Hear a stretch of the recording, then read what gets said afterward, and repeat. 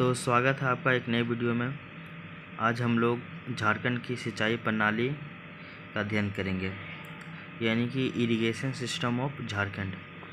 हम लोगों को ये जानना होगा कि जो सरफेस वाटर है, यानी कि सतही जल है, इससे 58.3% सिंचाई होता है, जबकि अंडरग्राउंड वाटर यानी कि भूमिगत जल से 41.7% जो है भूमि वो सिंचाई किया जाता है भूमि पे।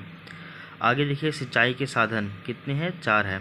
कौन कौन है? जैसे कि सतही में बात करें तो पहला है कुआं, और दूसरा है आपका नलकूप, तीसरा है तालाब, और चौथा है आपका नहर।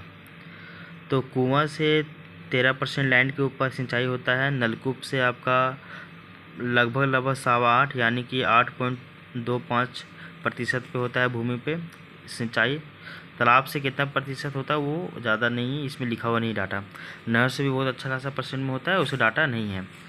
सबसे पहले देखिए कि तालाब से जो सर्वाधिक सिंचाई जो होता है वो देवघर में होता है, धनबाद में होता है और आपका साहेबगंज में होता है।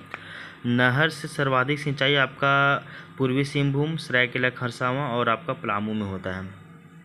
और वहीं अगर कुआं से जो कि 13% भूमि के ऊपर सिंचाई होता है, तो अगर इसको देखें तो इसकी जो सर्वाधिक सिंचाई होती है वो गुमला, गिरिडीह और रांची में होता है। परसेंटेज आप याद रख लीजिएगा।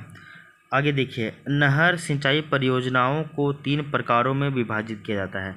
जो नहर सिंचाई परियोजना है उसको 3 प्रकारों में विभाजित किया जाता है। एक होता है आपका, सबसे छोटा पहले हम लोग बात करते हैं, उसको बोलते हैं मध्यम या फिर मैक्रो सिंचाई परियोजना, जो कि आपका 2000 से लेकर 10,000 हेक्टेयर क्षेत्र में सिंचाई व्यवस्था करने वाले परियोजना कहते हैं इसको। और दूसरा है आपका लघु या फिर माइक्रो सिंचाई परियोजना, ठीक ना। एक है माइक्रो सिंचाई परियोजना और एक है आपका माइक्रो सिंचाई परियोजना, जिसके अंतर्गत हम लोग देखते हैं 2000 हेक्टेयर से भी कम भूमि पे जो सिंचाई करने वाली जो व्यवस्था होती है उसको बोलते हैं लघु माइक्रो सिंचाई परियोजना। और मध्यम माइक्रो सिंचाई परियोजना 2000 से 10,000 हेक्टेयर के बीच में इरिगेशन। और आपका अगर 10,000 हेक्टेयर